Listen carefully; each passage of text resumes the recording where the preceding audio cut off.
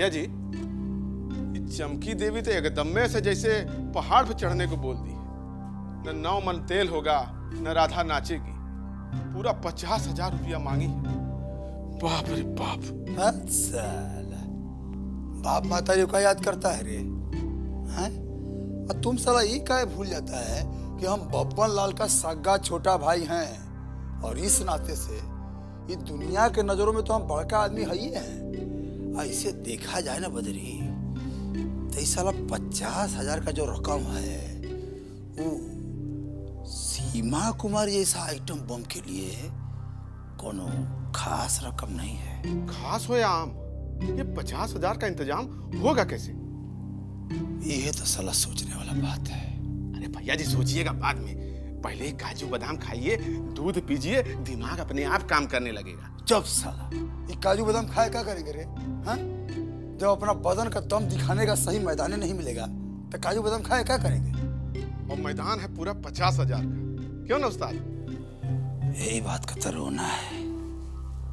साला ये कहा सोचेगी चमकी भाई हमारे बारे में कि इतना कड़का आदमी है कि उसकी लौंडिया के लिए कंसेशन रेट भी नहीं दे पा रहे हैं।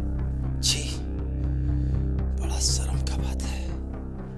अगर ऐसा हो गया ना बदरी, तो हम तो साला आईना में अपना मुंह भी नहीं देख पाएंगे। अरे भैया जी, का चिंता छोड़िए। हम घर का सारा आईना हटा दूंगा। ना रहेगा घर में आईना, ना मिलेगा नैना। चुप साला चुप। तुम साला खुद भी गधा है, हमको भी गधा समझता है। लेकिन ये बात का सजा तो अब तुमको ही भुगतना पड़ेगा। सजा? वो कैसा? हमारे खातिर पैसा का इंतजाम अब तुम साला करेगा। हम कैसे करेगा इंतजाम? चुप साला, पैसा का इंतजाम तो तुम्हें ही करना पड़ेगा हमारे लिए। जानता है कैसे? तुम साला इस घर में चोरी करेगा, हाँ, चोरी करके पैसा हमको देगा। बुझा गया? आप बूझ रहे हैं क्या बोल रहे भैया? कहीं हम धरा गए तो हमारा राम नाम चौपट कर देगा वो। अच्छा, जान का इतना फिक्र लग गया तुमको, हैं? भुला गए क्या बोले थे हमको कि उस्ताद आपके लिए मौका पड़ा तो जान भी दांव पर लगा देंगे? बोला था कि नहीं बोला था? हमें कोनो नया बात है उस्ताद।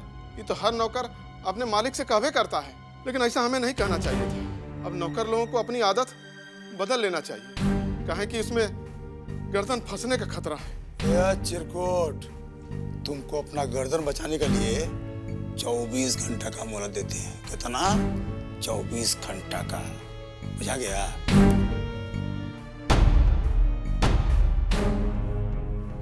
ये उपाय हमके पहले ही सुझा जाता तो हम खुदा नहीं सीमा कुमारी को हथिया लेते। चोरी करें हम, मजा ले ही। ये अंदर चलिए। आइए आइए जायसवाल बाबू, कैसे हैं? सब ठीक ना? जी ठीक हूँ। हमको उम्मीद नहीं था कि इतनी जल्दी आपका दर्शन करना पड़ेगा, और हमको ये भी पता नहीं था कि व्यापारी के संगे संगे आप अगम जानी बाबा भी। जो बात हमको हमारे बारे में पता नहीं है वो आपको पता है जी? अब देखिए ना, हमको कुछ भी पता नहीं है, लेकिन लोग बाजार में बात कर रहे हैं कि आपके बेटे का अपहरण दुलारी देवी कराई है। हमारे प्लान के बारे में आपको पता चल गया होगा, तब ना लोग ऐसा बात कर रहे हैं। क्या बात कर रहे हैं आप? आप ऐसा क्या कीजिएगा? हम लोगों के बीच तो ये बात बहुत पहले तय हो चुका था कि इलेक्शन में पूरा व्यापारी संघ केडी बाबू का साथ देगा, तो फिर ऐसा बात का तो सवाल ही पैदा नहीं होता।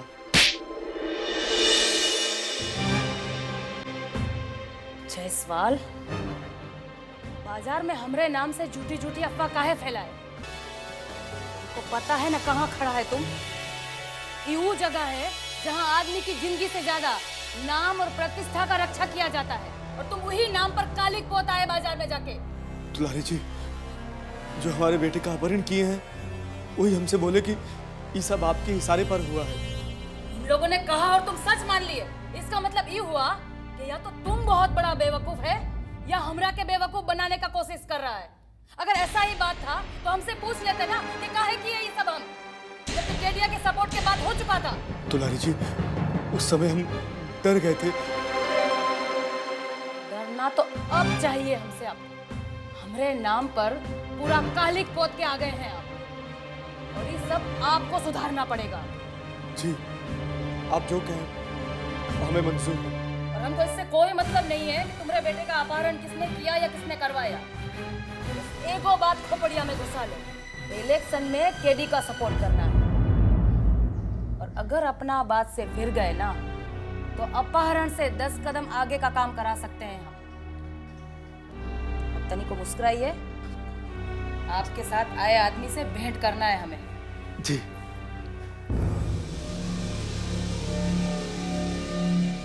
आप लोगों को समझाया जाता है तो समझिए नहीं।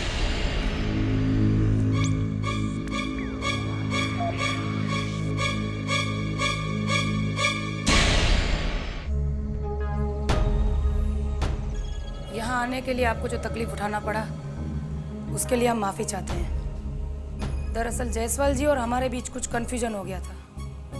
अब मामला सलट गया है। अध्यक्ष जी, आप ही बताइए ना कि सही बात क्या है। भाइयों, हमारे बेटे की किडनैपिंग में दुलारी जी का कोई लेन देन नहीं है। हमको लगता है कि ये किसी दुश्मन का चाल है जो दुलारी जी का नाम जानबूझकर बदनाम करना चाहता है। सच्चाई तो ये है कि दुलारी जी खुद ही हमको वचन दिए हैं कि हमारे बेटे को खोजने में मदद करेंगे। अच्छा, हम चलते हैं। प्रणाम। आइए भाइयों।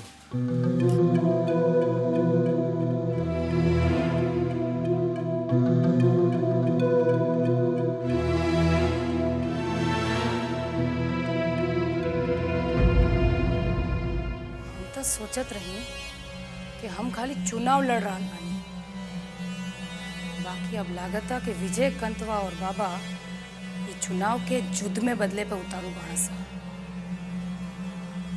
ठीक बा, अब हम ये दोनों जना के सिखाई कि युद्ध कैसे लड़ल जाला।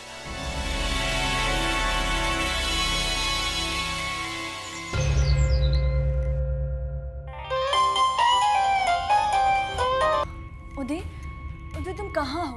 मैं तुम्हें कब से फोन ट्राई कर रही हूँ, तुम्हारा कुछ पता नहीं चल रहा है। डू यू नो मैं कितनी परेशान हो गई हूँ? तुम्हें मेरी कोई परवाह नहीं है ना?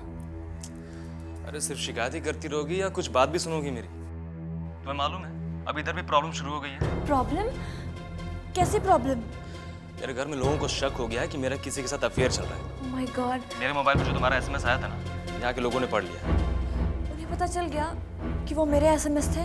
अरे गनीमत है कि अभी उनको ये नहीं पता चला वो किसका मैसेज था, लेकिन हाँ उनको ये शक जरूर हो गया कि मेरा किसी ना किसी के साथ चक्कर जरूर चल रहा है। अब वो ये लोग जरूर पता लगा लेंगे कि आखिर वो लड़की कौन है, खासतौर से मेरी मॉम यार। तो मालूम नहीं हो कितनी ज्यादा बेरहम है इस मामले में। वो जरूर पता लगाएंगे कि कौन है वो लड़की।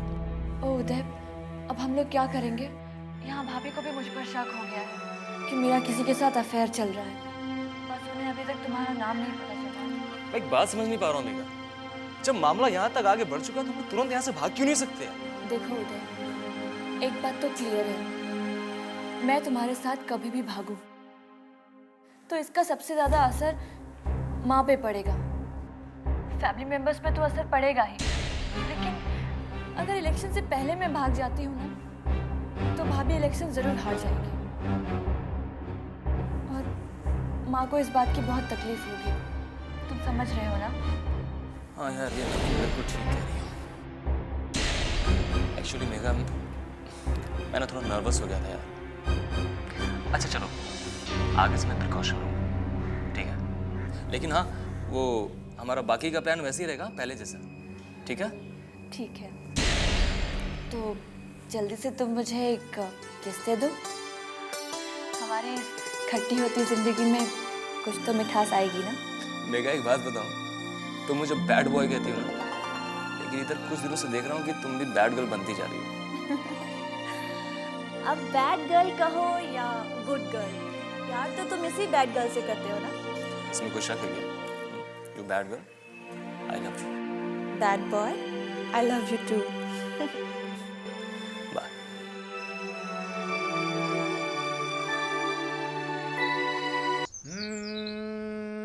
नथनिया ने हाय राम बड़ा दुख दीना नथनिया ने, जब मैं हो गई।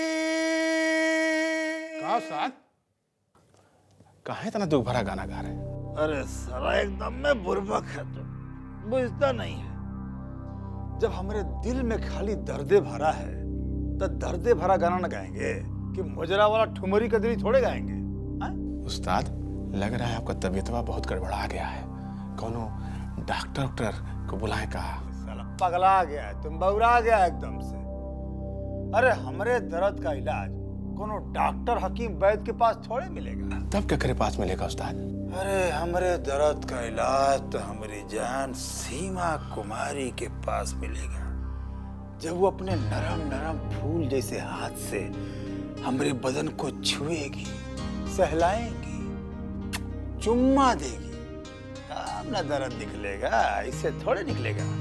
आप कहें तो उस्ताद तुरंत सीमा देवी को उठा के ले आते हैं। तुम उठाएगा? हाँ? तुम उठाएगा साला? काहे नहीं? अपहरण करेगा उसका। हाँ? साला डींग मरवा लो तुमसे। पेशी पेशी डींग मारते रहते हो तुम, फलाना ढिमकाना। एक तो छोटा सा काम कहे थे तुमको, अभी तक नहीं किया। याद है कि भुला गया? याद है, 2 मिनट रुकिए, याद है।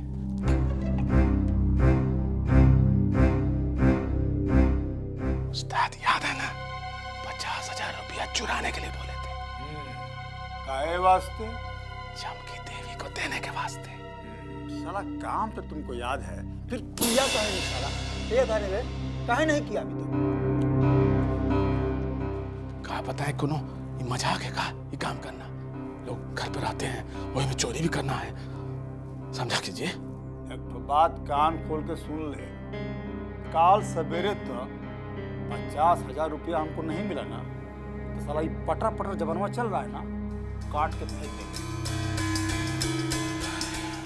बुझा गया ना? बुझा गया। मारे डालेंगे कहा हमके? अरे जाने से मार देंगे साला, जो हम बोलते हैं कर देते हैं, बुझ गया? हे भगवान, दुश्मन को भी ऐसा मालिक ना दे। नहीं दे, जरूर दे। दुश्मन को तो ऐसा मालिक जरूर दे, तब बिन हम जैसे आदमी का दुख दर्द बुझाएगा। हे बदरी, बड़ी मुसीबत में है बदरी। काका, अब तक ये बात दुलारी देवी को बढ़िया से समझ में आ गया होगा कि इलेक्शन जीतना उसके बस में नहीं रह गया। भीतरे भीतरे एकदम छटपटा रही होगी। वो सब तो ठीक है, बाकी एक बात तुमको हमेशा ध्यान में रखना चाहिए। तुम्हारे बाबूजी हमेशा कहा करते थे कि दुश्मन को कभी भी छोटा करके नहीं आना चाहिए। एक कहावत तो तुमने भी सुनी होगी कि अगर छोट चींटी भी जब हाथी के सूंड में घुस जाती है ना, तो उसको जीना हराम कर देती है। अरे काका, पर ये बात आपके दिमाग में कहाँ से आ गया? अब तो एकदम क्लियर है ना कि हम लोग जीतने जा रहे हैं। व्यापारी संघ का पूरा सपोर्ट तो हमको मिल ही चुका है। रिक्शा चालक संघ और मजदूर यूनियन के अध्यक्ष सबसे भी हमारा बात पक्का हो चुका है। हमको नहीं लगता अब कोनो चिंता करने का बात रह गया है। ठीक है, व्यापारी संघ का वोट हमारी मुट्ठी में है, लेकिन इतना से इत्मीनान करना ठीक नहीं है। कहाँ है काका? अब इस इलाका में और कौन वोट बैंक रह गया है?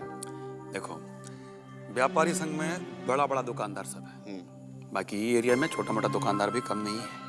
उनका संख्या भी अच्छा खासा है, जैसे पान बीड़ी वाला, चाय सिगरेट, रिक्शा पंचर बनाने वाला, इन सबका सपोर्ट भी बहुत जरूरी है।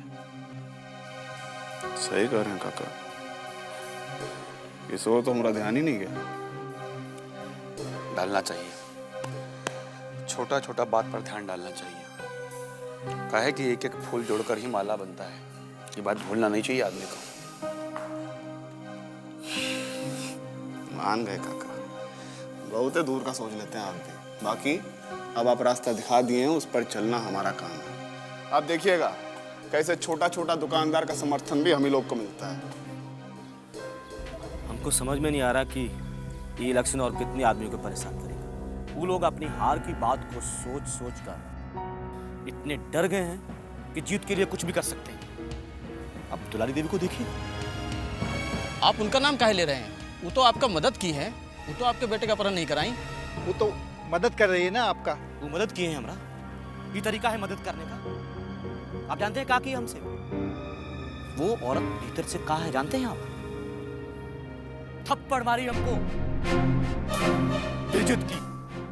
आपको थप्पड़ मारे? हमारे अध्यक्ष को थप्पड़ मारा उसने?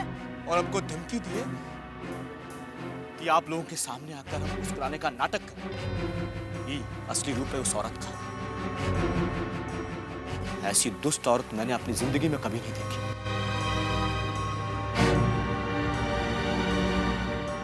अब दुलारी देवी को सबक सिखाना बहुत जरूरी हो गया है। इसका मतलब आपका बेटा? वो का कब्जा में है हमारा बेटा, वो का ही कब्जा में है।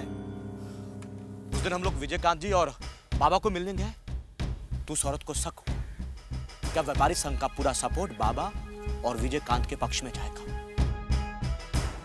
इसलिए वो औरत हमारे बेटे का अपहरण किए। पवन लाल की मौत के बाद पावर हाथ में आने से वो औरत पगला गई। लेकिन फिर भी हम लोगों को तो उनके दामाद को ही जिताना पड़ेगा ना। हम उस दिन एक बात कहे थे कि आत्मसम्मान से बढ़कर इस दुनिया में कोई चीज नहीं, और हम आज भी उस बात पर कायम हैं। क्या करेगी वो औरत? क्या करेगी? हमारे बेटे को मरवा देगी? इससे ज्यादा तो कुछ नहीं करेगी ना वो औरत। अब हमको तनिक भी भरोसा नहीं है कि अगर हम उसके दामाद को जितवा दें तो वो हमारे बेटे को जिंदा छोड़ देगी। ऐसा क्यों कह रहे हैं आप? इसलिए कि अब उस औरत को डर है कि हमारा बेटा किडनैपर को पहचान लिया और वहां से छूटने के बाद सीधा पुलिस के पास जाएगा। अभी बात तो तय है कि हम उसके दामाद को नहीं जितवाएंगे, बस। इसका मतलब कि अब व्यापारी संघ का वोट निशा जी के पक्ष में जाएगा? बिल्कुल सही कहा आपने, बिल्कुल सही कहा आपने। अब व्यापारी संघ का सपोर्ट निशा जी के पक्ष में जाएगा, बस। अब हम भी बता देंगे दुलारी देवी को कि हम लोग नपुंसक नहीं हैं, हम लोग भी मर्द हैं, मर्द। उसकी हर बात का जवाब देंगे, उसके हर अत्याचार का मुकाबला करेंगे। बाकी आप लोग बताइए, आप लोगों का क्या विचार है? एकदम सही फैसला है आपका। ऐसी औरत को जवाब देना ही चाहिए, क्यों भाइयों? बिल्कुल सही कहा।